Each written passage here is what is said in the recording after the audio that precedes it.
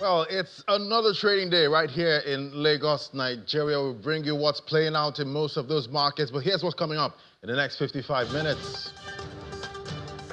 And the title of Africa's biggest fuel importer has shifted from Nigeria to South Africa as Dangote refinery fuel production rises. And Ethiopia's gross domestic product that has risen in the first quarter of 2025.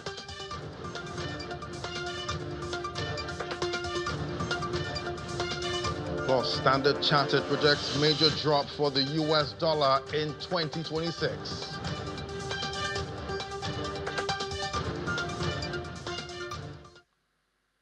It's great to have you join us. Let's kick off with what's playing out with most of the markets that we track, starting with the commodities. We see oil prices there. Trying to get back some gains from the drop we see earlier, $64.14 per barrel. So 8 basis points rise there for Brent crude. WTI, that's the U.S.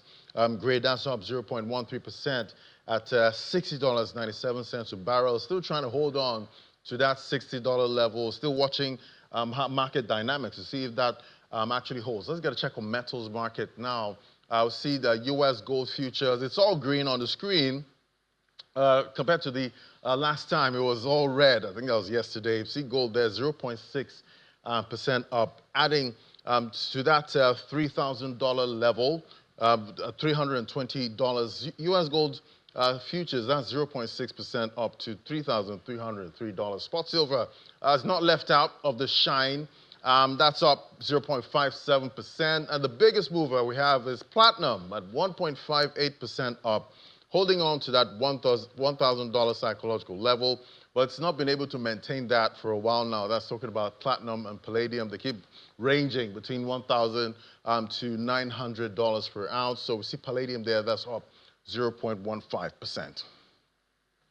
All right, I'm talking about tax reforms. Right now, we see major African economies looking at how to generate more tax from the people at this point. But, you know, definitely that doesn't sit well with people already struggling with high cost of living. And, you know, back here we see Mr. Otumba Bimbo Ashiru there telling the government in Nigeria to try and prioritize people-centric policies when using most of those tax funds. Do take a listen.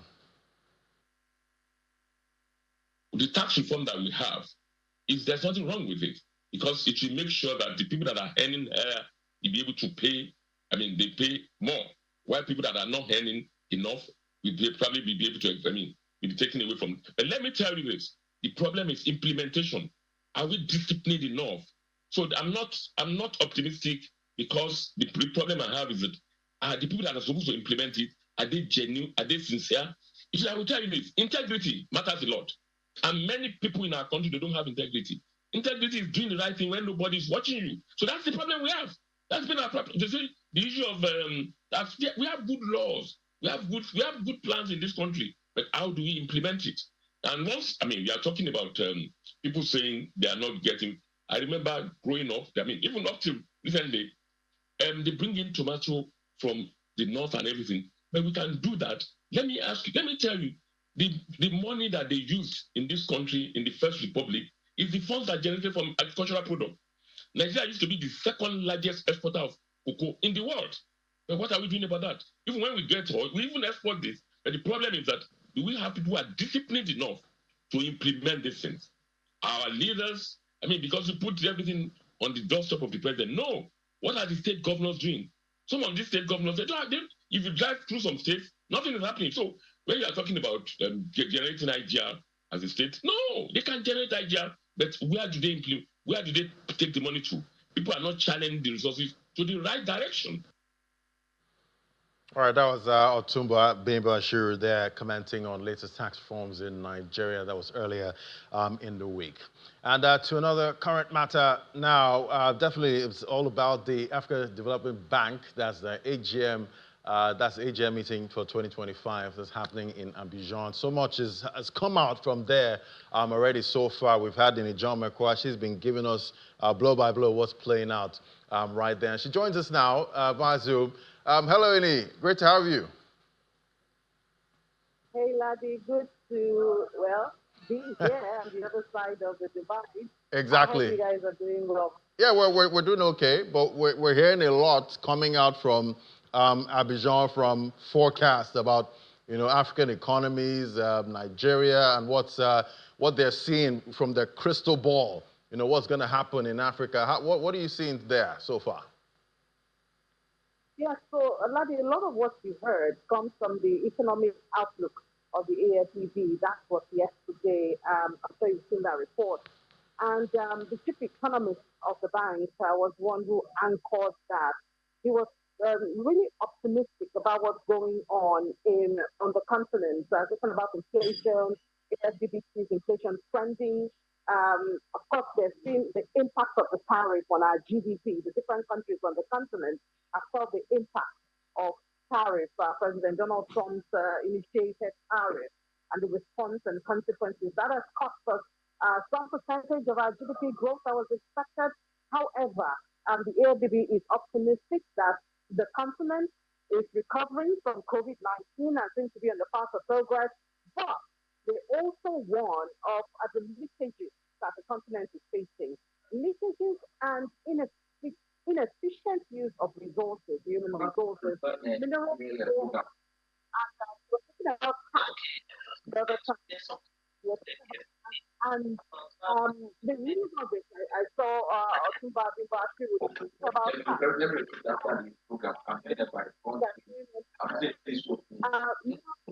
it's not about raising revenue.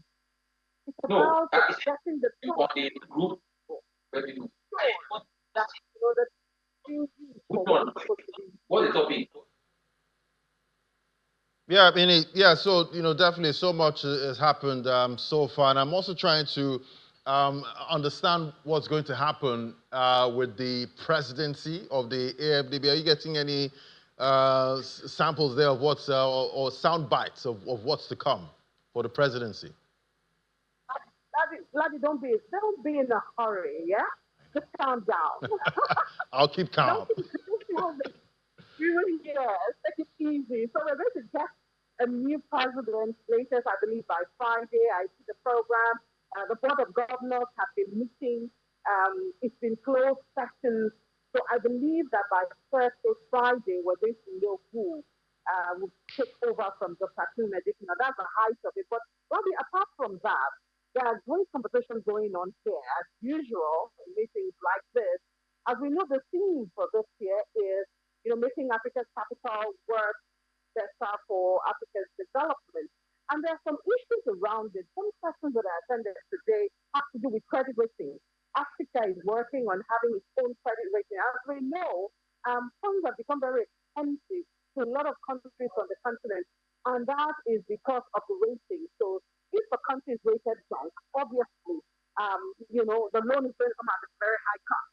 That's on the one hand. The issue of good governance also fuels a lot of conversations here. So while we believe that Africa has great resources and all of that, these are the issues that needs to be handled. If those resources would mean anything, or if Africa can actually take care of itself. And the exciting thing is, some of the interviews I had, a lot of Africans are not afraid of losing foreign aid because they believe that it will challenge Africa to look inward and maximize the resources that are within reach on the continent. So, Ladi, hold on. You will get a new president for AFDB before we can. But, there are issues to be handled which even the new president will have to face when he comes into office. All right, Ini, thank you so much. I know we're going to get more information from you. Friday is not far, from now. We're missing you here, even though we know you're doing a great job right there in Abidjan. Thank you so much, Ini. Bye-bye.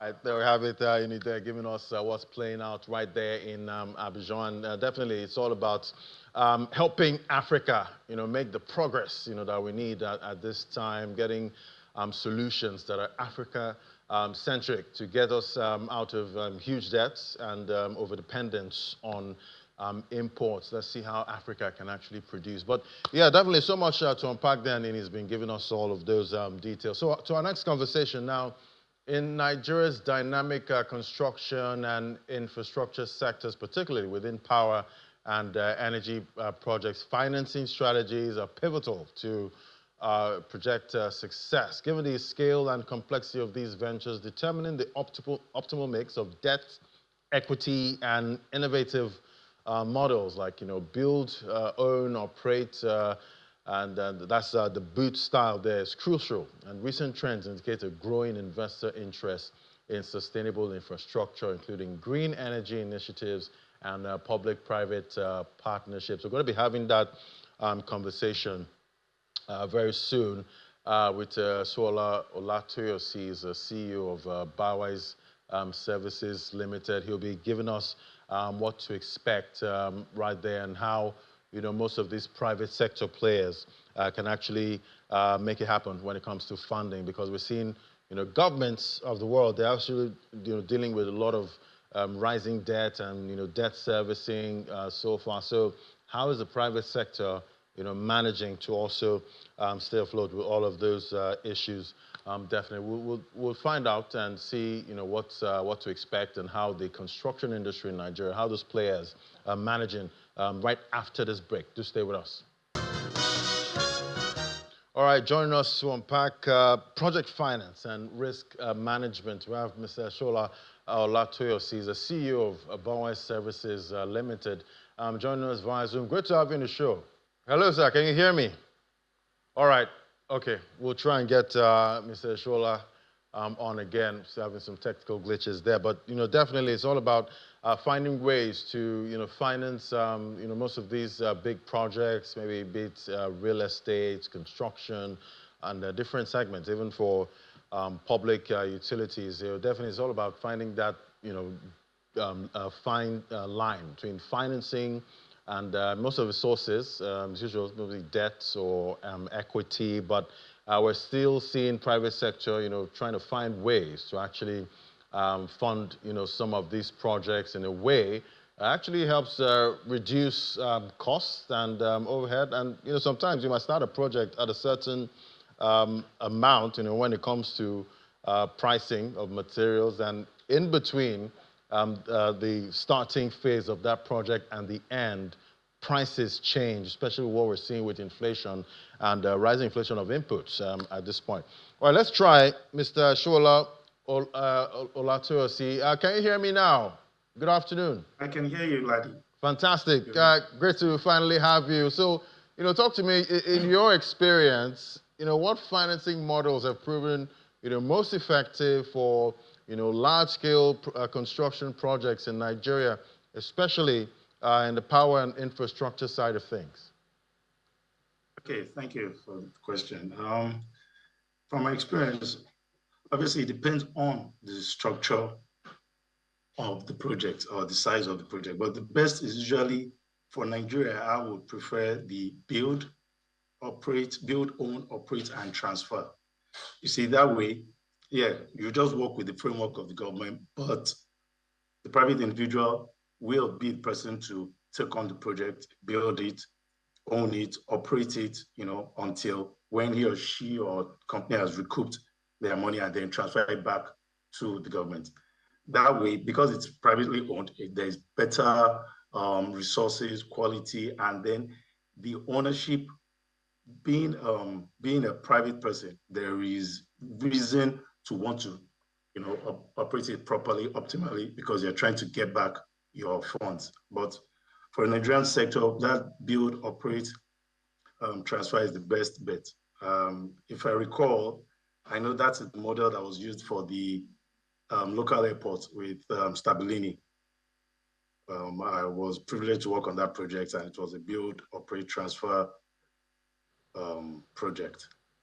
So I think BOT is the best model. Right, and definitely we've seen a lot of private sector players actually have that private-public partnership, to get those projects off the ground. But how do you determine the right mix now when it comes to funding between debt, equity, and alternative models?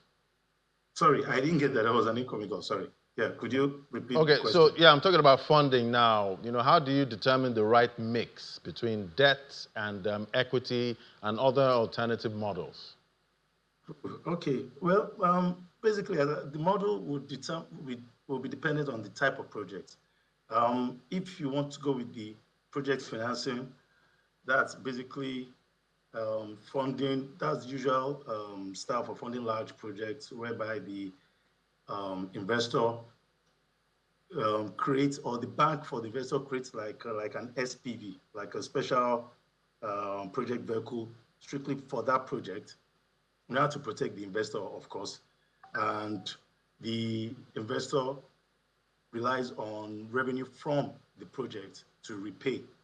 So, for instance, maybe renewable power projects, maybe renewable energy or transport, which takes like 10 years or more. The investor will finance it, and of course, after some time, the project will become operational, and then revenue from that project will be used to pay back, the investor. However, as I mentioned, the best thing is the investor, to protect himself and his other assets, he must have like an SPV, like a special project vehicle, strictly for funding that project.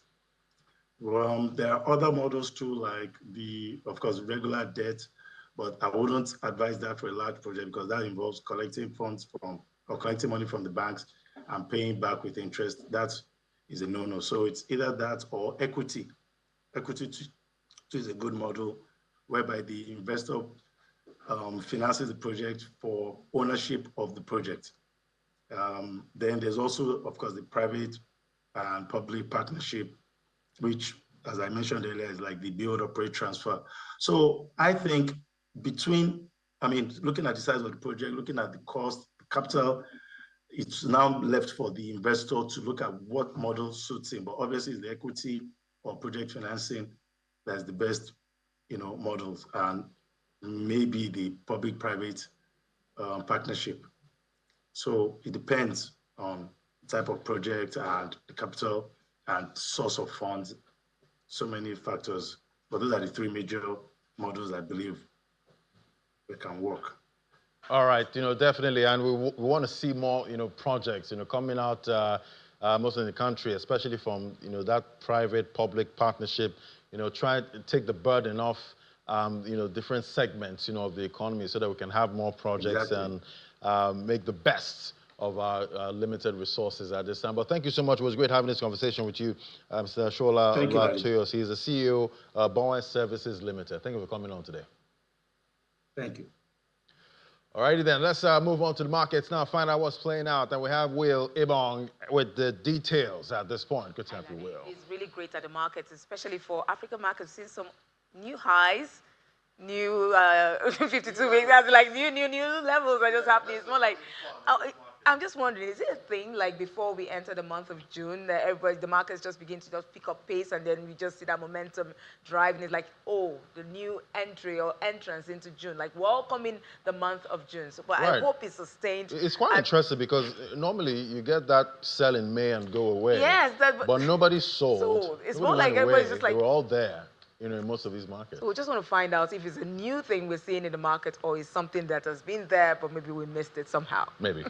Okay, let's see our markets that we track. The major stock markets were positive at intraday. We see Nigeria's NGX.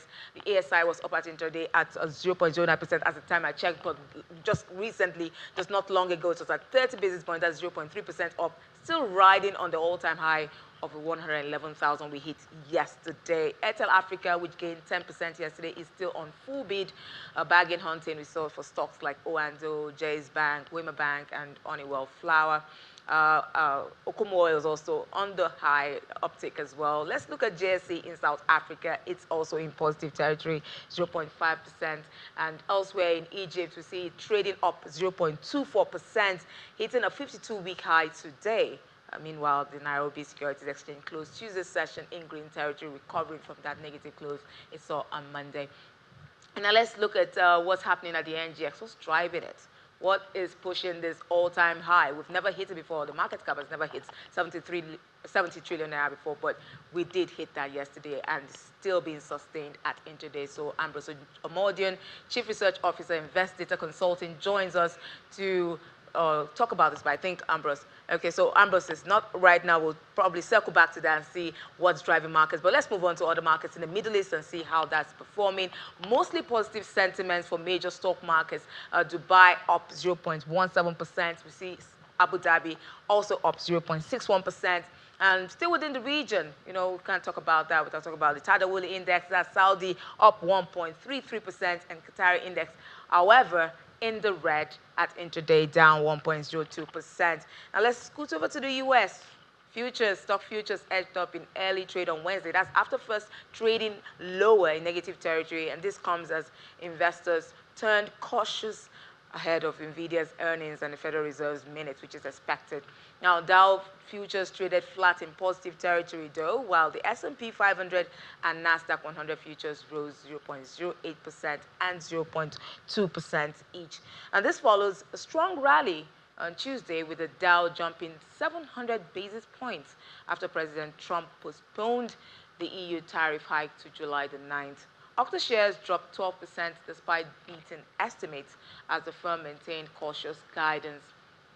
Markets are also watching for NVIDIA's quarterly results. I mentioned that earlier, due after the bell today. Amid concerns over U.S.-China chip restrictions, Fed minutes, also expected today, may offer clues on interest rate direction. Now, still speaking on chip making and, what's happening in that space, export restrictions, chip-making giant ASML has lost over $130 billion in market value since July 2023 amid U.S. export curbs to China and tariff threats. Now, once valued at $429.5 billion, the Dutch firm now sits under $297 billion. ASML, the sole producer of advanced EUV machines used in high-end chip making, is barred from selling its top tools to China, a key market. Now, analysts cite rising U.S.-China tensions and AI over-investment fears as key drivers of the sell-off across the chip sector. Let's now move to the Asia region, the Asia markets, and see how they performed at the close of trade today. Today's Wednesday. Saw gains after Wall Street gained after investors' optimism that U.S. President Donald Trump was going to extend that deadline for EU exports, so 50% tariff on imports, rather, until July the 9th. Now, Japan's benchmark Nikkei 225, we saw that trading in flats, in negative territory to close at 37,222 points. We also see South Korea's Kospi jumping, however, in the positive territory, up 1.25%, end the trading day at 2,670 points. And we saw the small cap Kosdaq index also in South Korea advancing 0.23% to close. Now, Hong Kong's Hang Seng Index declined 0.53%, if you can see that on the screen, while mainland China's Shanghai traded flat to close the trading session. Well, India's Nifty 50 also slipped 0.3%. It's a mixed bag for the Asia region, especially now that Donald Trump is, we're getting threats upon threats and, withdrawal of threats. The market is really uncertain at this moment, and I'm just wonder how EU markets are performing, especially with, it's quite bothersome, laddie. Today I come to you and tell you, oh, if you don't do this, I'm going to take away your toy. Right. And tomorrow I bring back the toy and just let you see it a bit. And then tomorrow I come again and take the, it's more like, why are we doing this? Yeah, we're just going, back and forth. With the That's what I see Donald Trump doing with these threats. It's more like, oh, don't worry, I'll stall it. And tomorrow, oh no, he's back on the table. Right. And then we see the markets reacting to this. Up and down. Up and down. I think our producer said Ambrose is back now. Let's try him again. Let's see what's happening at the NGX, on the floor of the NGX. It's really amazing, a fantastic run. It's more like, running on highs. I said yesterday on highs. So we're just going to be joined by Ambrose Omodion, Chief Research Officer, Invest Data Consulting. Good afternoon, Ambrose. It's good to finally have you. We just want to kickstart it very quickly. When we started out this year, Ambrose, did you see the NGX ASI hitting this level and so soon? Or should we just say, oh, thank you, Airtel Africa, for this? Okay, yeah, so I would say, for me, that was in the market making a new, hello? Go ahead, Ambrose.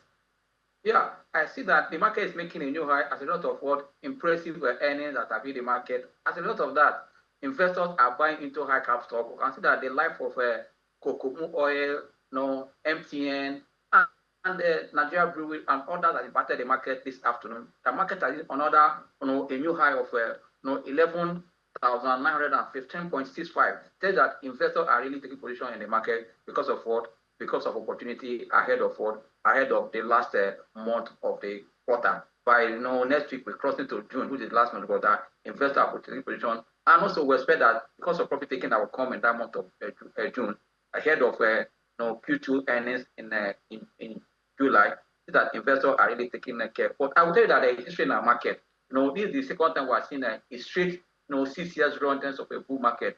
In 1999 to 2004, we saw a straight bull market in that year. Also, now we're simply repeating itself. Also, from 2020 to date, we're seeing the market's on the bull run. But it tells you that investors should not expect that this market will continue in this direction, but they should plan to take profit and buy into value as they take on from other sectors. That is why portfolio reshuffling and sector rotation will continue as we are seeing market making new all-time high. All right, so while investors continue to reshuffle portfolios here and there, we'll just quickly just scoot and see what Egypt, I need to mention that Egypt EGX30 also hit a 52-week high at intraday today, 32,000 points, crossing that 32,000 points. Now, is this a new pattern for the month of May or trend for market watchers to look out for?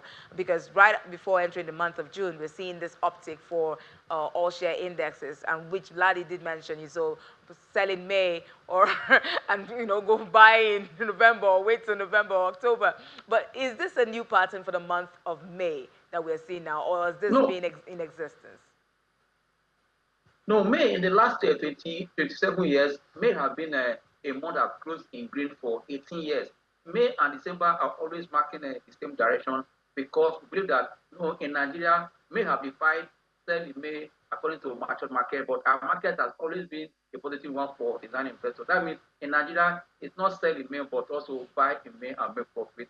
In market economy, they say sell in May and come back in October. But in the last result, as I said earlier, Nigeria market has closed May on a positive for 18 times. That means 18 years after of result. That means it's a good one. That means our market in this direction. I'm not surprised. And also don't forget that I said earlier that high cap stocks have supported the market with the help of what? The earnings that have hit the market for full year 2024 and the first quarter. Don't forget that I said earlier we're crossing to the last month of the quarter that will usher into another earnings season. Investors are already taking advantage of this for market to buy into value. I believe that the more we see a better number, the more market will hit new or high. Despite a correction in June, but in July, as we see more better number, we're going to see market also going the north again. The kind of pullback we see or correction, but it will be little. But when it starts coming, it change the trend again. For me, there's no cause for alarm, but our market is there to supply value. And also, don't forget that if the way we are going, seeing the macroeconomic data, that also, despite it's missed, but it's going to a direction.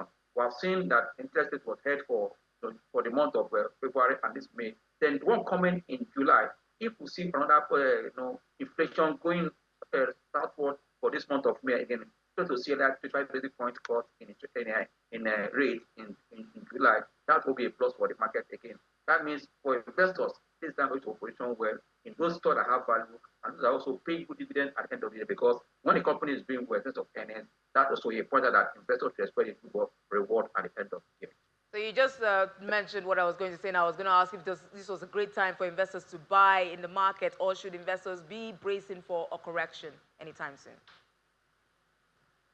Yeah, it depends on your strategy. But for those that are really instead have made money, this time going to take profit and wait for a pullback or correction in June and position forward for any season in July. Okay, so just very quickly before I let you go, Airtel Africa, what would this share buyback do for their stock price and for investors' returns in the near future?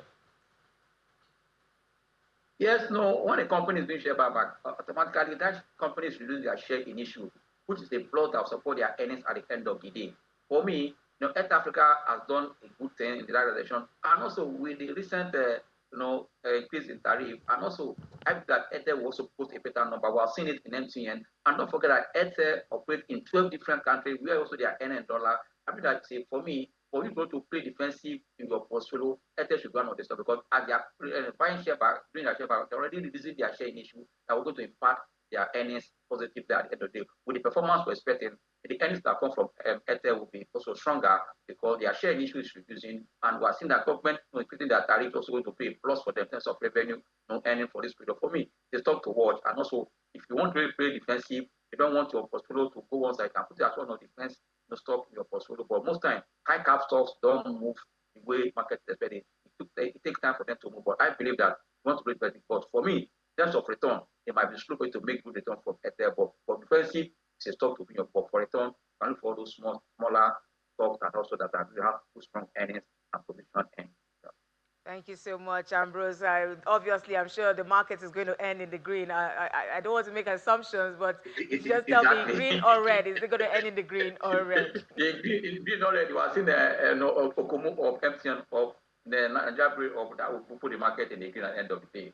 Okay, definitely. Thank you so much, Ambrose Omodion, Chief Research Officer, Invest Data Consulting. Always good to have your perspective on the show. I guess that's the issue some people have with bull markets, because if you're not in, you don't know when to get in, if you're getting in at the top, or if there's still more leg or more room to, you just wait, rise. And when you wait it out, you feel like, oh. But if you're in it, you're great. You're great. That's if you're in profit, though, in the right stocks. Thank you so much, Will, there, for giving us details of what's playing out with most of those major markets. But we're taking it on to Europe now, to Berlin, for a look at how European markets are looking. And we have Chip with the details. Hello, Chip. How's it looking over there? Well, Ladi, European markets are lower today, and the continent-wide Euro Stock 600 is actually down around 0.3%. And the DAX is also trading lower, 0.39% lower today. And now all of that comes after a closely watched auction of 40-year Japanese government bonds fell flat because of worries over growing levels of debt. And the auction of around 500 billion yen, which is approximately $3.5 billion, only managed a bid-to-cover ratio of just 2.21, and that is the lowest level since July 2024. Now, government debt and bonds have become increasingly important for markets in wealthier countries as yields have climbed around the world. And, definitely we have a couple of forecasts out there. What do we see in Germany? Well, the German economy will shrink 0.3%, and that's according to the country's Chamber of Industry and Commerce. And now that forecast is based on a survey of 23,000 companies from various sectors. And the good news, though, Ladi, is that the latest figure predicts that the German economy won't shrink as much as was expected earlier this year. In February, the Chamber of Commerce and Industry said that the economy would shrink by 0.5%.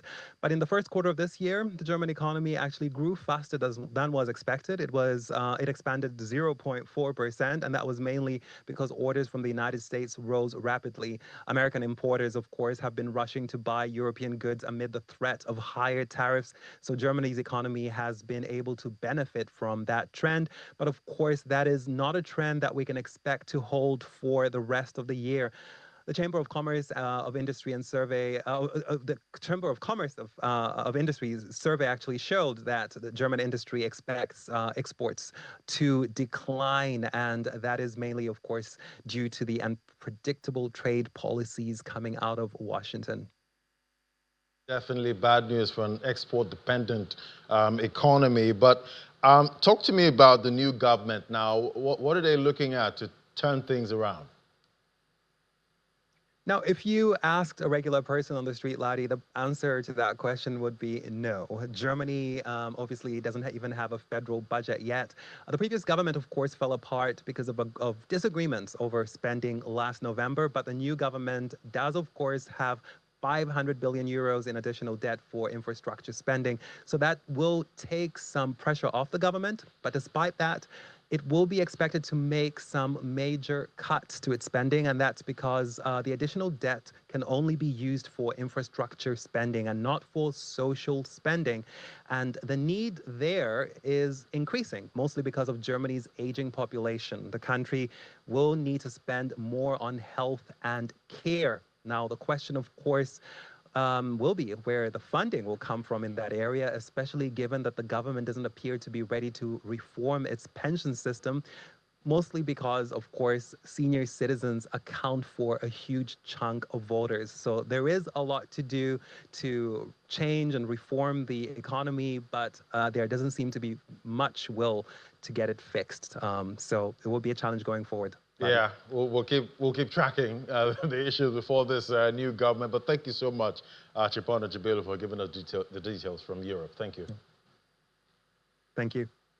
All right, let's move on to other stories now. See, South Africa has officially established its new state-owned oil corporation, the South African National Petroleum Company. The launch, which follows the merger of Petrosa, IGAS, and the Strategic Fuel Fund, signals the rise of an integrated oil company in South Africa, paving the way for greater accountability, efficiency, and profitability in the country's petroleum sector. The establishment of SANPC aligns with our broader goals by the South African government to create a more competitive and investment-friendly petroleum sector with a mandate to promote energy independence and diversification. The SANPC is expected to play an instrumental role in unlocking the country's oil and gas resources while driving long-term and impactful economic growth. And we also got that news today that South Africa is now the biggest fuel importer on the continent. And still looking at energy matters now, we see Africa continues to face a significant energy access gap, with over 600 million people lacking access to electricity and many more depending on unreliable or polluting sources of energy. This inequality in energy access exacerbates poverty, limits education and healthcare services, and hinders economic opportunities, particularly in rural and marginalized communities. Well, joining us to unpack this, we have Patricia Mbogo. She's the Executive Director, Access Coalition, joining me via Zoom. Great to have you on the show. Thank you, Daddy, for having me here.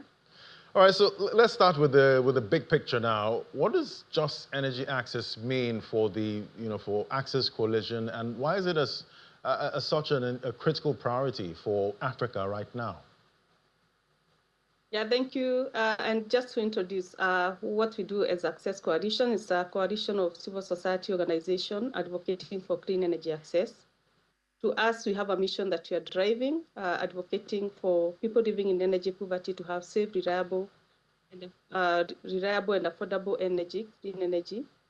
And when it comes to just energy transition, is to ensuring that we put the voices and needs of the marginalized community and people living in energy poverty at the core of the decision-making organs when it comes to energy investments, energy financing, and all that it takes to be able to build platforms that enhances Africa to adjust renewable, just energy transition.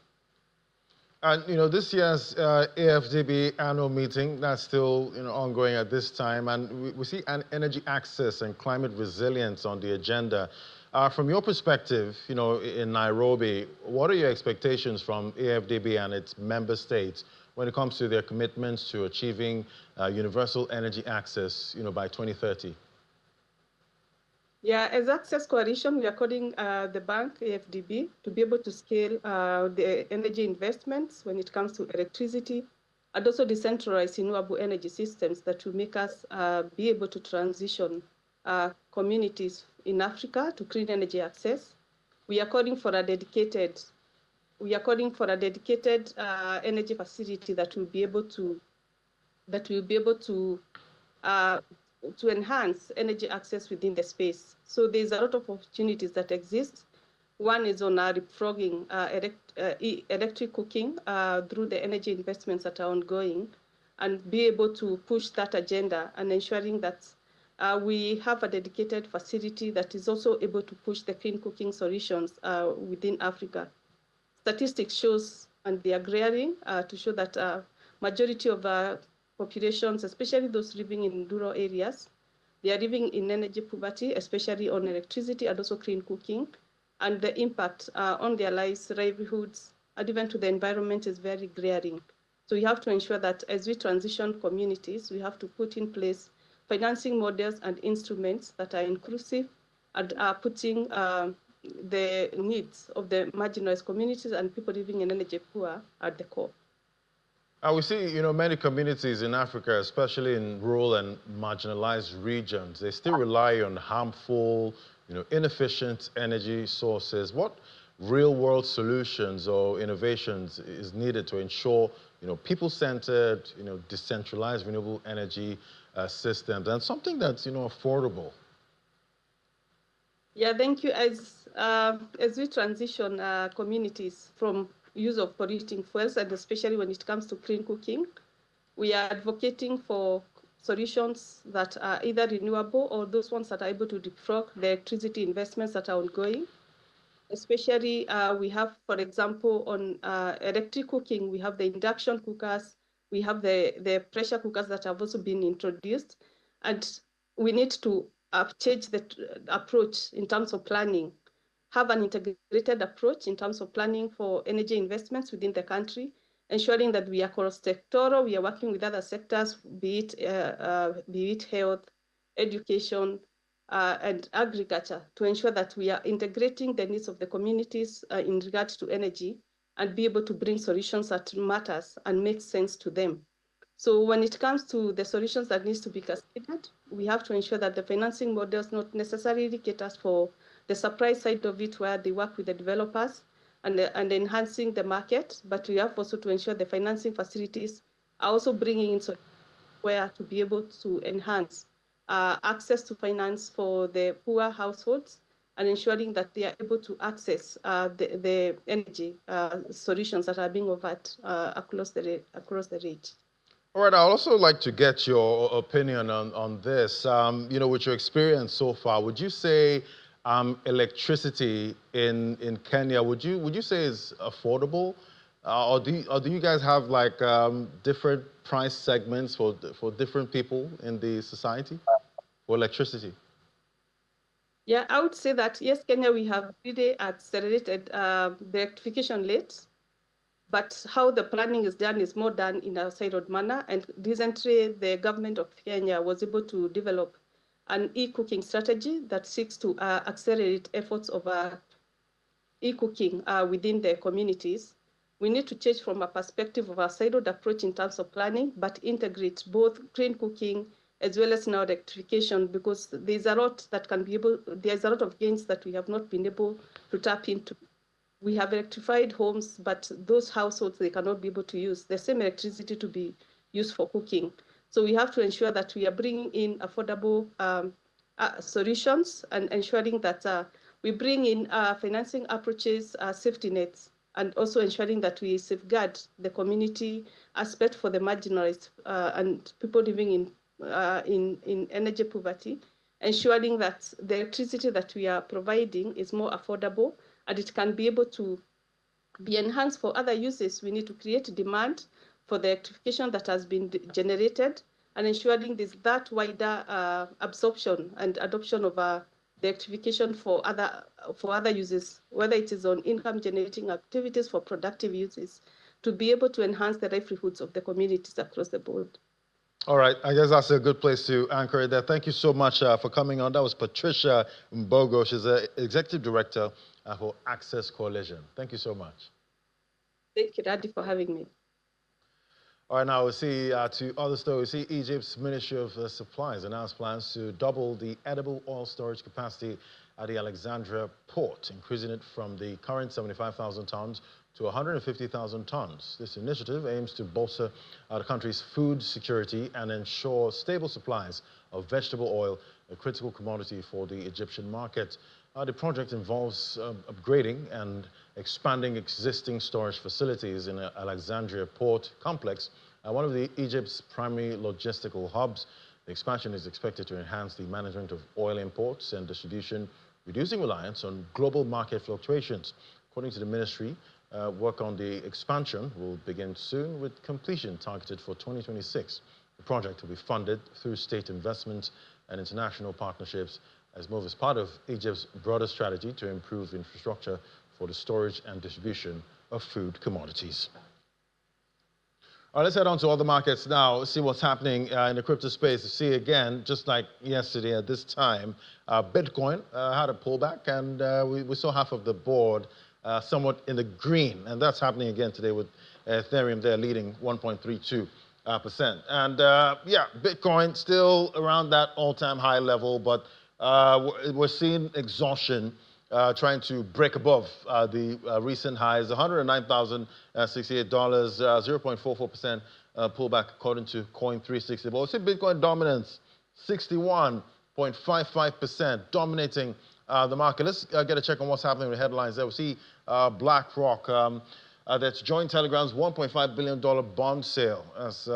It's supposed to raise about 9% yield and 20% IPO discount, attracting institutional investors like Citadel, alongside BlackRock and Mubadala. BlackRock, one of the world's largest Bitcoin holders, is reportedly participating in a bond raise by crypto-friendly messenger, that's Telegram. Telegram is expected to raise at least $1.5 billion in a bond issue. That's for May 20th today. We also see top headlines also in the market there. That's in the crypto space. We're seeing Metal Planet to purchase Bitcoin with a new $50 million bond raise. So we're seeing more bond raises there. It's dubbed, Metal Planet is dubbed Asia's strategy for its bullish Bitcoin strategy. They've issued a $50 million zero-interest bonds to finance further BTC purchases. So, yeah, we keep hearing about most of these big companies buying Bitcoin. Then we see AI tokens. They've added $10 billion to their market cap. We know on Coin Market Cap we have different segments there in the market, and we've seen they've been categorized under different market caps. So we're seeing AI tokens, they're adding $10 billion to their capitalization. All right, let's bring in Olumide Adesina now, financial market analyst. Hello, Olumide. Hello, Ladi. Good afternoon. Good afternoon, Olumide. It's great to have you again. So, yeah, I was looking at Coin360, and we're seeing a Bitcoin dominance. That still is high, but it seems Ethereum seems to be outperforming when it comes to price, even though it's not near its previous high, still lagging behind. Yeah. I think what's really happening in the market right now is that the jury is already out. Bitcoin is the preferred institutional asset in the crypto space. The dominance around 62%. The market valuation is about 3.5 trillion. Bitcoin taking a large chunk of that, and pretty much three reasons why. First, we're seeing that intricacies around the crypto space suggest that the U.S. federal government and states will definitely focus on Bitcoin as a treasury asset. We also see President Trump's indirect holding in the crypto space trying to have exposure in Bitcoin. There was a case of raising as much as $3 billion. Just this afternoon, we saw a major news coming out from the United States Stock Exchange that a popular entity, GameStop, made an official purchase of about 4,700 Bitcoin. So, Ladi, that really gives Bitcoin more upside. But just like you said when you were making your presentation, we are seeing exhaustion, and the reasons are not far-fetched. We see the fact that geopolitical uncertainty is pretty much unstable, despite the fact that Bitcoin really has strong support from Strategy, which was formerly known as MicroStrategy, holding over 500,000 Bitcoin. Look at BlackRock, the exposure is increasing. JP Morgan, James Diamond last week highlighted the fact that the biggest bank in the United States and the world's most valuable bank would definitely allow customers purchase that. So the upside for Bitcoin in the long term is strong. But this is where the catch is. Look at bookmakers are saying that we might see a drawback below the 100,000. And the reasons are because the US tariff is still much in play, despite we saw delays. We see that the markets in Asia, consumption data showing weakening, suggesting that tariffs are already affected. So it's a mixed bag for altcoins, but I think you won't want to bet against Bitcoin, the position it is right now. Yeah, and talking about betting, against positions, we know we like to look at what institutional investors are doing and the retail segment. So is retail following institutional moves? True. Yeah, and I think the exciting part about this run is that what you alluded is definitely what is happening. You know, previously we've seen retail institutional investors throwing funds to underpriced assets while retail follow an increase. But I think the Mimi experience in the last quarter was horrible, and the fact that many of these altcoins suffered a deep fall. So investors are also still watching on the sideline. However, we've seen uptick in Bitcoin ownership. The number of companies and assets from Meta Planet to BlackRock to Strategy has increased. So definitely, I think what will really play out is how sustainable Bitcoin run will be in the crypto market.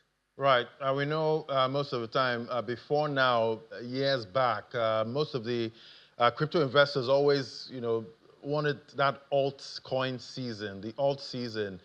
Is it over for that? It's very tricky to say, Ladi, because you look at where you're looking at Ethereum's price action, looking at Solana. One of the advantages Solana had was the meme coin interest. The meme coin has dampened, so we're not seeing that Solana looks like breaking the $300 high soon, despite the fact that it recovered so fast after it bottomed at $95 some months back, and looks like it's breaking above 180 as we speak.